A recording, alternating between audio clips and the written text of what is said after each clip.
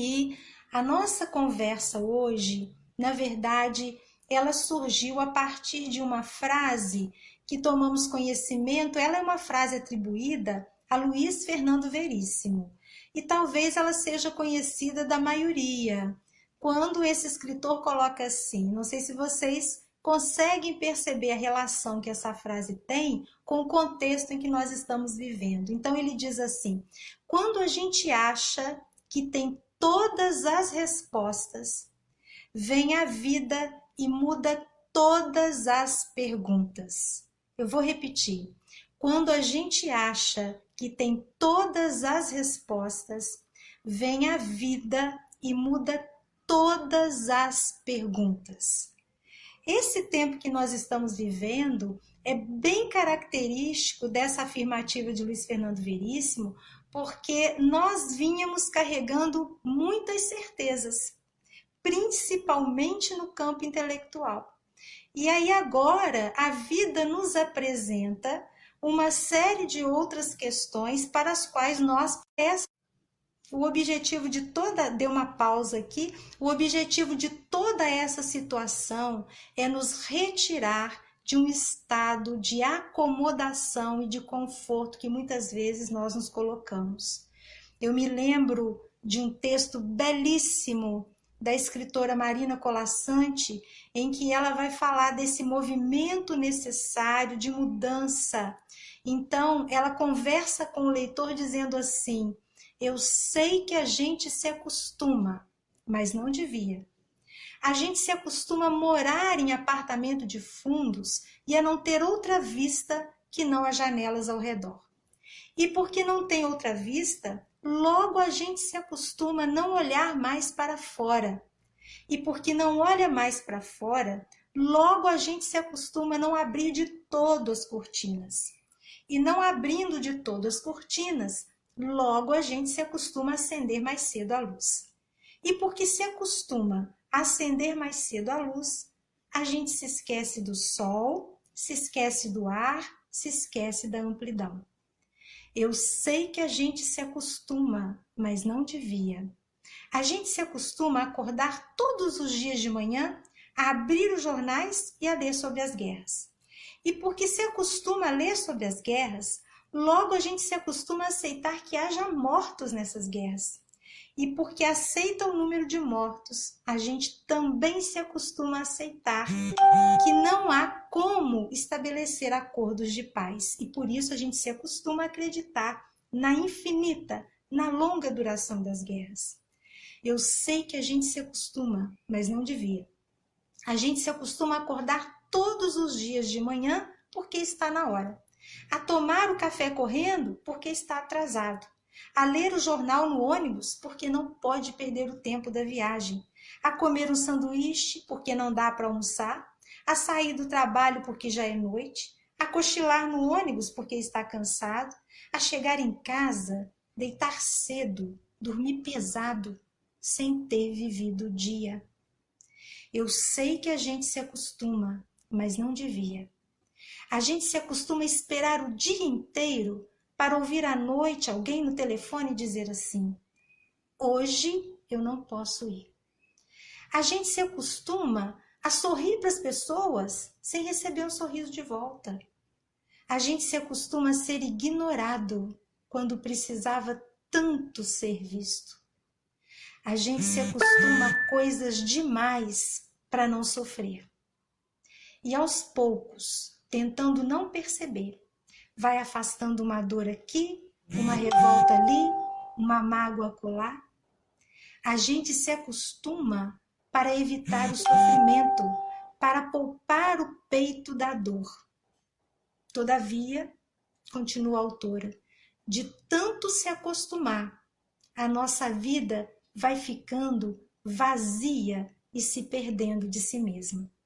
Então, quando Marina Colasanti coloca para nós que a gente se acostuma de tantas coisas que nós poderíamos pegar desse texto para analisar, que mais nos chama atenção é quando a autora propõe essa reflexão de uma vida que vai se esvaziando, que vai perdendo o sentido. E aí, naturalmente, a gente se pergunta, né? O que é uma vida que está perdendo o sentido, que está ficando vazia de si mesma? Eu me lembro do filme Alice no País das Maravilhas, em que a gente encontra ali a personagem do coelho, que o tempo todo em que ele passa por Alice, vocês vão se lembrar, ele diz assim: ai, ai, ai, ai, ai, ai, ai, é tarde, é tarde, é tarde. O coelho corre, corre, corre o tempo todo e a gente não sabe por que o coelho está correndo tanto. Então, nós estamos vivendo tempos, pessoal, muito mais do que nós gostaríamos, em que nós estamos nos sentindo desenraizados. Há uma sensação muito grande de que a gente não tem raiz. Que sensação é essa? Eu não sei se vocês já se sentiram assim, mas de repente nós estamos num lugar, olhamos para todo aquele contexto, todo aquele contorno, para a situação, e a gente não se sente daquele lugar, pertencente àquele lugar. Aí quando a gente está num lugar e não se sente pertencendo àquele lugar, qual é a atitude primeira? É a gente procurar um outro lugar, um outro ambiente. E aí a gente destaca, se desloca daquele lugar e procura um outro lugar. E quando a gente chega nesse outro lugar, a gente percebe que também não se encaixa ali. E aí a gente vai mudando de lugares até que a gente se coloca numa situação que não é ideal e que a literatura, a filosofia vão chamar de entrelugar. Nós nos colocamos no entrelugar. E o que é o entrelugar? O entrelugar é o lugar nenhum. Além de carregar, nos tempos atuais, essa sensação grande de desenraizamento, nós também carregamos uma sensação de que tudo na nossa vida é efêmero. E aí a gente vive um grande conflito que eu queria compartilhar com vocês.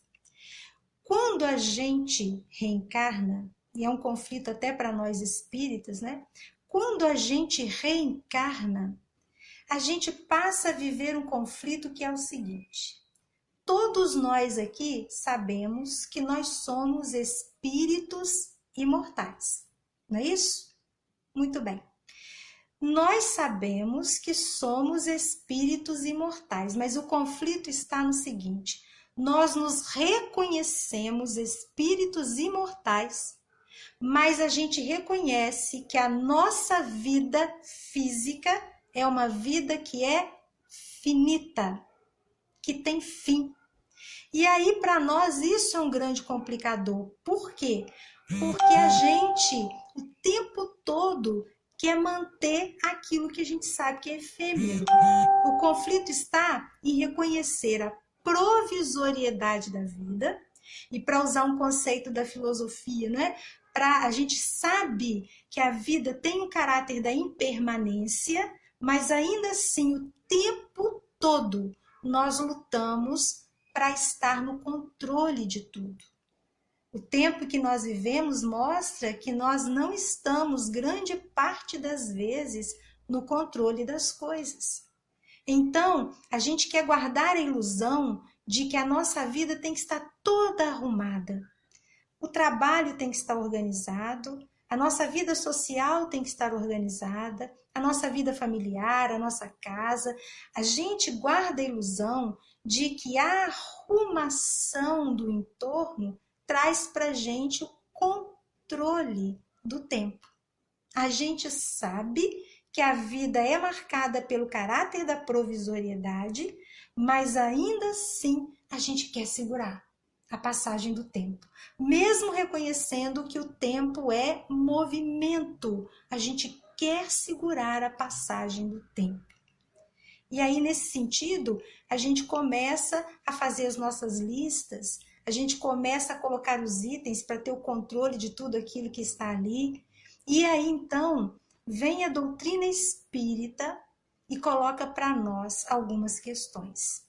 No capítulo 2 do livro Plenitude, Joana de Ângeles vai, fazendo um estudo sobre o sofrimento, ela vai falar da existência de 3 tipos de sofrimento.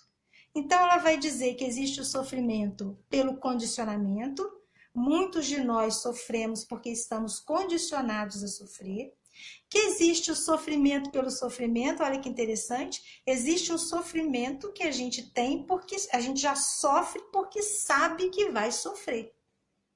E existe o sofrimento da impermanência, que é um sofrimento causado porque nós sabemos que as coisas passam, que tudo na vida passa. E a gente tem que guardar a ideia de que nós somos eternos arrumadores do nosso ser. O tempo todo nós queremos dar rumo para a nossa vida e arrumar a nossa vida. É de Guimarães Rosa, inclusive, né, no livro Grande Sertão Veredas, a construção de um personagem chamado Riobaldo. E aqui vai, gente, a interpretação de uma leitora, né? Quando Riobaldo vai colocar assim: olha, seu moço, o correr da vida embrulha tudo. A vida é assim, esquenta e esfria, aperta e daí afrouxa, sossega e depois desinquieta. O que ela quer da gente é coragem. Então, nesses tempos de tantas mudanças, o que a vida está pedindo da gente é a coragem para esse enfrentamento. Coragem para a gente poder vencer os desafios e entender que nós estamos atravessando um período de transição. Em obras póstumas, nós vamos encontrar uma mensagem do Espírito de Verdade através de um diálogo entre o Espírito de Verdade e Kardec, quando Kardec vai perguntar a respeito de tudo aquilo que nós estamos vivendo, e o codificador vai dizer assim, me permitam aqui compartilhar com vocês, na fala de Kardec, ele vai dizer assim: os espíritos disseram que são chegados os tempos em que tais coisas têm de acontecer, quer dizer, as grandes transformações. Em que sentido, pergunta Kardec, se devem tomar essas palavras? E aí o Espírito de Verdade, buscando aqui, né, um consolidado da resposta que ele oferece a Kardec, ele vai dizer que todas essas transformações que acontecem, elas já vêm sendo programadas e que Kardec já estava vivendo esse tempo de transformação. Reparem, pessoal, que nós estamos lá no século XIX. Então, esse mundo em transição, ele já está vindo desde o século XIX. O que acontece em 2020, ou o que está acontecendo no nosso século, é que essas transformações elas estão chegando no ápice, no auge. E aí o Espírito de Verdade coloca isso, né? Os tempos são chegados, não quer dizer que as coisas se sucederão de um dia para o outro, mas esses tempos já tiveram início lá no século XIX. E aí Kardec insiste na pergunta e ele coloca assim: confirmas o que foi dito? Isto é, que não haverá cataclismos? Porque a preocupação, né, com essa questão da transição é de que ela acontecesse a partir de tragédias, né, e que viessem os tsunamis, os terremotos, enfim. E aí o Espírito de Verdade, pessoal, dá uma resposta para Kardec, colocando que os cataclismos não são de ordem material, porque eles sempre aconteceram. As perturbações sempre aconteceram, mas os cataclismos são de ordem moral. E o que mais me encanta nessa resposta do Espírito de Verdade é que ele diz assim: o cataclismo é de natureza moral, mas os instrumentos são os próprios homens. Ou seja, nós somos os instrumentos de todo esse processo de transformação. E aí a gente precisa aprender a lidar com essas impermanências, com essas mudanças, com esses movimentos transformadores. Nós temos dificuldade. E aí a gente vai encontrar em O Evangelho segundo o Espiritismo, no capítulo 16, uma fala muito didática dos benfeitores espirituais, em que eles vão colocar como é que a gente lida com essa situação da impermanência. Eles vão dizer que a gente trabalha com essa sensação da impermanência fazendo dois movimentos. Ou a gente faz um movimento de apego, e aí eu vou colocar minha mão do lado de cá para a gente poder comparar, ou a gente faz um movimento de desapego, que é um movimento oposto. Então, ou a gente faz o movimento do apego, ou a gente faz um movimento oposto para lidar com a impermanência, que é o movimento do lado de cá. E aí, então, os benfeitores espirituais vão dizer, para lidar com a impermanência, ou a gente se apega excessivamente às coisas e às pessoas. Então, eu realizo um movimento de apego ao corpo, realizo um movimento de apego aos meus laços afetivos, ou eu vou para um lado oposto, que é esse de cá, que os benfeitores espirituais chamam de descuido. Ou eu faço o movimento do apego, eu vou me corrigir aqui, porque eu falei desapego, né? Ou eu faço o movimento do apego, ou eu faço o movimento inverso, que a espiritualidade coloca para nós, que é o movimento do descuido. Ou eu descuido completamente. Descuido do corpo, descuido da vida material e descuido também das minhas relações afetivas. E nós vamos reencarnando e transitando por esses dois opostos. Eu posso, por exemplo, me apegar ao material e descuidar das minhas relações afetivas, ou eu posso me apegar extremamente às relações afetivas e me descuidar, por exemplo, do aspecto material. Então, a gente vai fazendo esse movimento pendular entre um extremo e outro, atravessando as reencarnações, estagiando ora entre ora entre o descuido, ora entre o apego, até que a gente chega aqui, ó, no meio.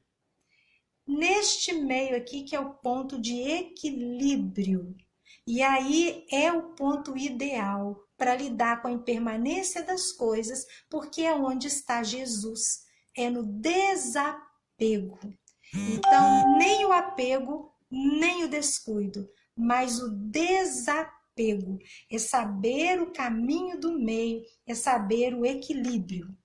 E aí, para a gente apertar um pouquinho mais essa nossa breve conversa, já que nós estamos falando dessa nossa dificuldade de lidar com a impermanência, eu queria colocar para vocês uma questão. Eu sei que, de repente, a gente não vai conseguir ouvir as respostas, né? Mas, como a gente sabe que a vida do corpo é finita, eu queria perguntar a vocês o seguinte: o que aconteceria se, além da data do nosso nascimento, viesse também no nosso passaporte a data da nossa desencarnação?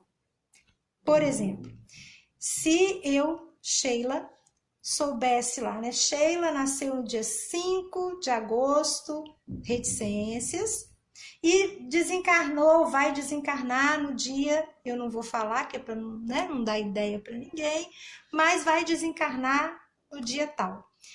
Isso mudaria alguma coisa para mim?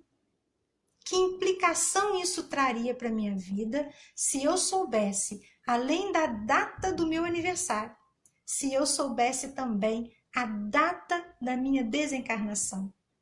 Isso me apavoraria ou isso me traria tranquilidade, isso me traria cuidado? Eu sei que as respostas, gente, são as mais diversas possíveis. E o mais interessante é que uma vez, conversando numa determinada casa, a respeito dessa impermanência das coisas, quando a gente fez essa pergunta, alguém de maneira muito espontânea disse assim: passa a morte que eu tô forte. Quer dizer, né? É o receio que a gente ainda tem de lidar com essas questões de impermanência. E aí, então, a gente fica aqui se lembrando também, já que tudo na vida é um porto de passagem e que a gente precisa aprender a transitar nesse porto de passagem. Eu me lembro de uma poesia em forma de canção do Milton Nascimento. Vocês todos devem conhecer, quando ele diz assim: todos os dias é um vai e vem. A vida se repete na estação. Tem gente que chega para ficar, tem gente que vai para nunca mais. Tem gente que vem e quer voltar. Tem gente que vai e quer ficar. Tem gente que veio só olhar. Tem gente a sorrir e a cantar. E assim, chegar e partir são só dois lados da mesma viagem. O trem que chega é o mesmo trem da partida. A hora do encontro é também despedida. A plataforma dessa estação é a vida, deste meu lugar é a vida. Então, a gente precisa, nesse movimento de aprender a lidar com a transitoriedade das coisas, construir nesse momento, pessoal, um olhar nosso que seja um olhar para dentro de nós. A vida tem nos convocado a olhar para dentro de nós. E Jung vai colocar de uma maneira muito clara essa questão, porque ele diz que quem olha para fora sonha, quem olha para dentro desperta. Quando eu olho para fora de mim, procurando fora de mim a solução para os meus problemas, ou quando eu deposito na conta do outro a responsabilidade por aquilo que me aconteceu, eu estou projetando, eu estou sonhando, porque essas questões, as respostas para elas, eu vou encontrar dentro de mim. É dentro de mim. É ali que eu tenho que buscar. E por conta disso mesmo, desse olhar para dentro, que é tão importante, eu vou aprender nesse olhar para dentro. E a doutrina espírita, gente, sempre que eu coloco isso, não é fácil de falar. E eu sei que se não é fácil de eu falar, também não é fácil de escutar. A doutrina espírita recoloca para nós uma questão que é essencial. Não existe vítima. Se eu olho para dentro de mim, eu vou reconhecer que não existe vítima. Tudo aquilo que faz parte da minha experiência terrestre, tudo aquilo é, em algum momento, um aspecto que eu construí, que eu busquei nesta existência ou numa existência anterior a esta. De maneira que a responsabilidade, ela é nossa. A questão é, em que papel eu me coloco? No papel de vítima ou no papel daquele que tem uma atitude de reconhecer, né, que não existe o acaso e que todas as nossas vinculações, todas as nossas relações, elas estão dentro de um planejamento da providência divina para o nosso crescimento. Olhar para dentro, de Joana de Ângeles, é um ato de coragem que a gente vem adiando, mas que agora, principalmente nos últimos tempos, nós temos tido essa oportunidade de fazer esse exercício de reconhecimento interior. E ele é muito importante, pessoal, porque ele vai nos ajudar a rever, a recolocar muitas das nossas crenças, das nossas ideias, dos nossos conceitos, dos nossos valores. Nós estamos sendo aí convocados a rever todos eles e colocar cada um desses elementos no devido lugar. Organizar mesmo. Recolocar, me recolocar diante de mim e também recolocar o outro. Isso para quê? Para aprender a valorizar tudo aquilo que nós temos. Vocês devem conhecer, mas desde que eu ouvi esse registro, eu não me esqueci, numa das palestras do Rossandro Klingen, ele conta uma situação vivida por ele que me chamou muita atenção. E eu vou pedir licença a vocês para compartilhar. Ele diz que voltava de uma viagem longa E porque era uma viagem longa, ele havia combinado com um amigo de buscá-lo no aeroporto. E então esse amigo vai buscá-lo e para que eles pudessem ganhar um tempo, economizar, chegar um pouco mais rápido em casa, tomaram um atalho. E aí então esse atalho levou numa cidadezinha pequena do Nordeste chamada Juripiranga. E então os dois passando de carro ali, o Rossandro começa a descrever, né, que como toda cidadezinha pequenininha, havia a rua principal e no final uma praça, ao lado da praça uma igreja.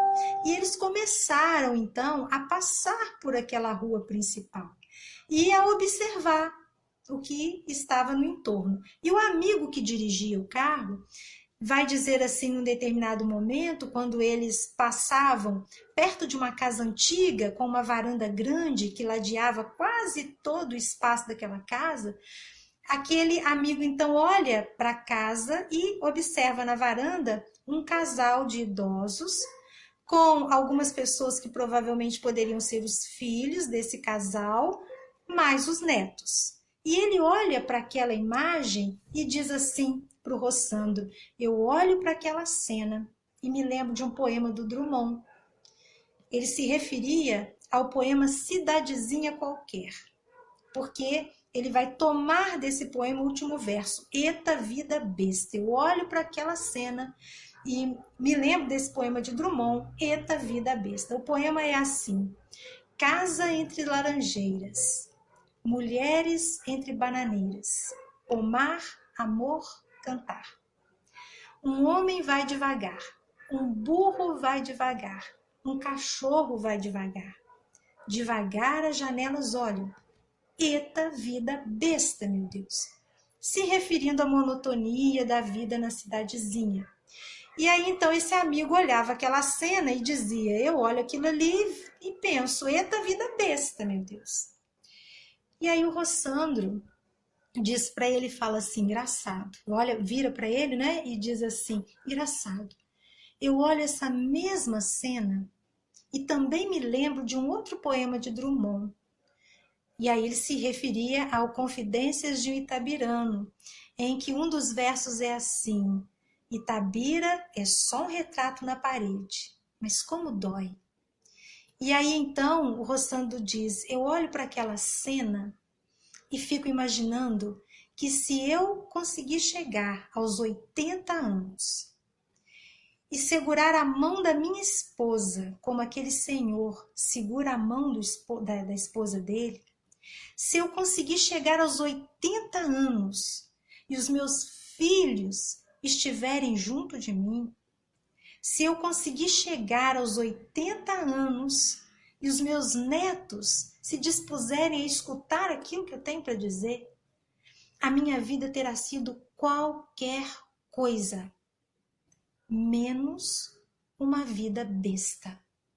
Menos uma vida besta.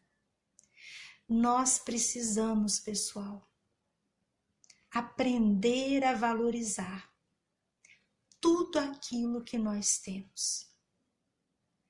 As pessoas que caminham conosco, mas principalmente, nós precisamos aprender a valorizar aquilo que nós já somos. Aquilo que nós já somos.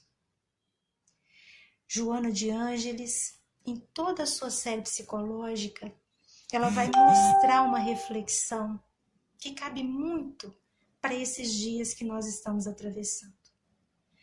Porque ela vai dizer que nós estamos o tempo todo tentando nos colocar moralmente num lugar em que a gente ainda não tem condição de estar. Nós estamos, muitas vezes, exigindo de nós comportamentos e posturas que nós ainda não temos condições de oferecer. E o que é muito importante por isso, a gente começar a fazer, conforme Jung disse, né? Esse olhar para dentro para a gente conseguir se escutar, para a gente conseguir ouvir aquilo que nós estamos gritando para nós e que nós estamos com dificuldade de ouvir. É muito importante que a gente dê um passo de cada vez e valorizemos todas as conquistas que a gente obtém a partir desses pequenos passos.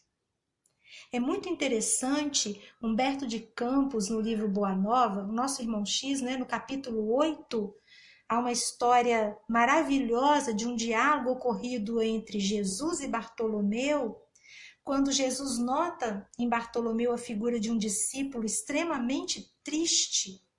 E numa conversa com Bartolomeu, Jesus vai levá-lo a reflexões que mostrem as razões para que ele trabalhe a tristeza, não é para que ele elimine, porque a tristeza também é necessária, né? A gente precisa dela na medida porque ela nos coloca para refletir. E o diálogo é maravilhoso, quem tiver a oportunidade de ler, é o capítulo 8 do livro Bom Ânimo. Eu vou só fazer um recorte aqui. Num dado instante, depois que Bartolomeu conversa com Jesus e expõe para o mestre todas as causas das suas tristezas, que ele, em princípio, nem sabia identificar, porque a primeira pergunta que Jesus faz a ele é: Bartolomeu, por que você é triste? E aí Bartolomeu dá uma resposta que é muitas vezes a resposta que a gente também daria para Jesus se ele nos perguntasse isso. Por que que nós estamos tristes? Às vezes a gente não consegue reconhecer objetivamente a causa daquela tristeza. E aí então ele dialoga ali com Jesus, Jesus colhe as respostas dele, mas no final há uma pergunta muito interessante que Bartolomeu oferece para o Cristo, porque Jesus vai dizer para ele que ele trabalha com a boa nova e que a boa nova é uma mensagem de alegria e que ela tem que começar primeiro dentro de nós. Então Bartolomeu arremata o diálogo dizendo assim: Senhor, eu entendi as reflexões. É claro, pessoal, peço desculpas que eu recortei aqui a beleza do diálogo, né? Senhor, eu entendi as suas reflexões, mas o Evangelho, ele exige de nós fortaleza constante. Quer dizer, né? Eu tenho que ser forte o tempo todo, Jesus. Era essa pergunta que nos interessa muito de perto, pessoal. E aí Jesus olha para Bartolomeu com profundo carinho, corre os dedos nos cabelos de Bartolomeu e diz assim: Bartolomeu, a verdade não exige, a verdade transforma. Olha, pessoal, isso tem tudo a ver com o que Joana coloca quando ela nos propõe uma reflexão para esses momentos em que a gente exige uma adequação moral nossa maior do que a gente pode dar. Eu não quero com isso dizer que a gente tem que se acomodar, que a gente tem que se desculpar o tempo todo. Não, a gente tem que desenvolver esse processo de conhecimento íntimo com responsabilidade, com muita sinceridade. E não é para desanimar, mas não é uma tarefa simples. Mas é exatamente para eu também reconhecer as minhas virtudes, para eu também entender, e Jesus coloca isso muito bem, né? Que o Evangelho não é para anjo, o Evangelho é para nós, para os doentinhos. Por isso Jesus vai dizer, né? Eu não vim para os sãos, eu vim para os doentes. Porque espírito de luz, gente, já resolveu suas questões com o Evangelho. Nós estamos aqui para resolvê-las. E pessoal, esse tempo em que estamos vivendo, que oportunidade abençoada, de a gente realizar esse processo, buscar esse caminho de conhecimento interior, buscar esse caminho de trabalho íntimo, porque quando a gente faz isso, a gente sabe toda a assessoria espiritual que a gente tem. O nosso planeta, assim como nós, estamos todos muito envolvidos pelo olhar carinhoso de Jesus, o nosso governador espiritual. Tudo o que está nos acontecendo veio para deixar infinitas lições, lições que hoje às vezes a gente ainda nem vai conseguir alcançar quais são. Quando alguém pergunta assim, quando é que nós vamos voltar à normalidade? Eu espero que a gente não volte ao normal que a gente tinha antes, né, de tudo isso. Tem que ser um normal diferente. Tem que ser uma situação que nos propõe atitudes diferentes. Eu não sei se vocês percebem, mas de uns tempos para cá, eu vou arriscar colocar aqui de uns 2, 3 anos talvez, nós estamos sendo desnudados uns diante dos outros.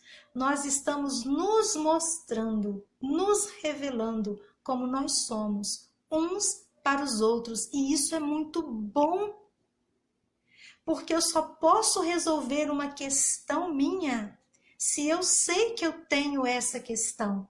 Enquanto eu desconheço a existência dessa questão, dessa dificuldade, desse problema, eu não vou resolver, eu não vou solucionar. E eu gostaria de fechar essa nossa reflexão de hoje, esse breve recado, gente, eu nem vou chamar de reflexão, foi um breve recado em que a gente compartilhou algumas leituras, algumas frases, algumas coisas que têm nos acompanhado também nos últimos tempos, mas eu gostaria de encerrar compartilhando com vocês uma situação vivida não por mim, por uma outra pessoa. Eu vou colocar aqui publicamente porque foi postado no Facebook e é uma grande reflexão para nós. Essa pessoa, ela viveu uma experiência que era a seguinte: dirigiu-se com o carro para uma determinada rua sem saída e ela precisava resolver algumas questões em algum lugar. Conferiu se havia uma placa dizendo que não podia estacionar ali, não havia. Então, essa pessoa parou o carro, estacionou, desceu e foi resolver as suas coisas. Passado um tempo, quando volta para poder buscar o carro, leva um grande susto, porque o carro estava todo arranhado. Todo arranhado. E no capô, escrito com letras garrafais, estava assim: não pode estacionar aqui.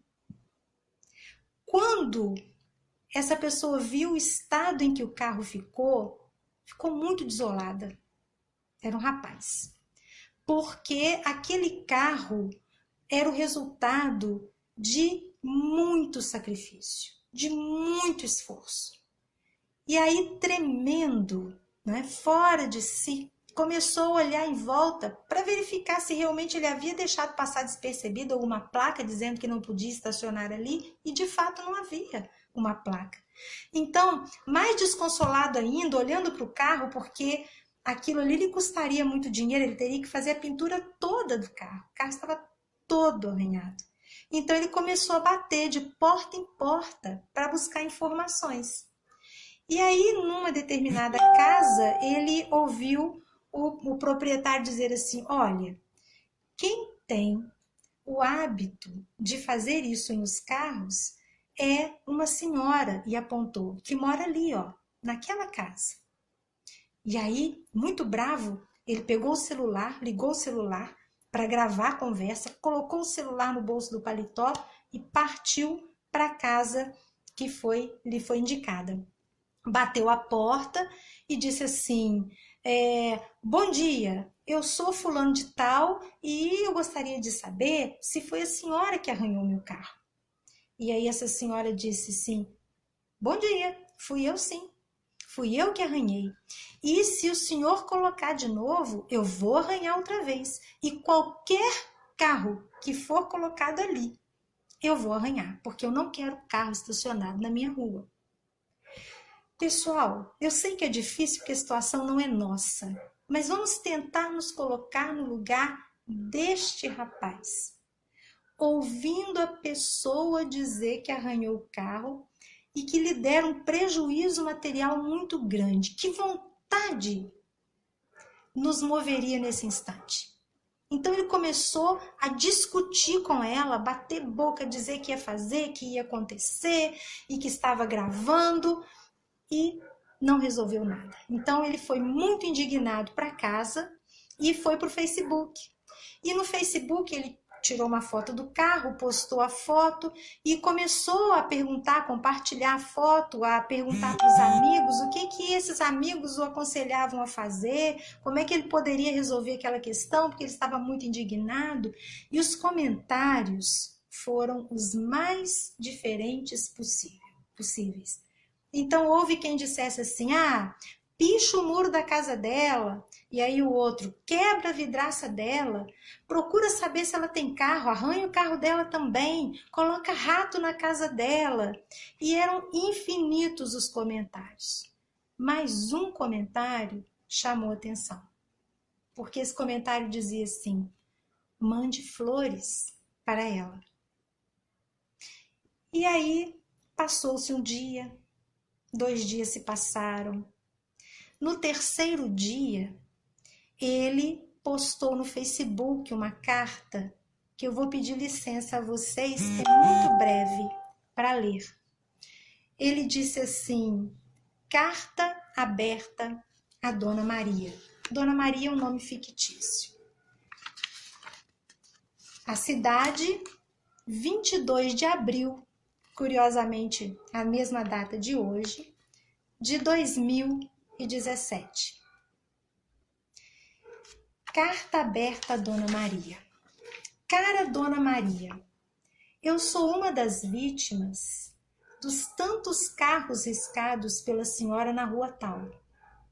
Em primeiro lugar, eu quero dizer que sinto muito mesmo, por ter mobilizado tantas coisas ruins na senhora pela simples parada do meu carro em uma vaga que a senhora julga ser proibida. Sinto muito ao ver que a senhora se sente tão ameaçada em sua proteção com esse problema.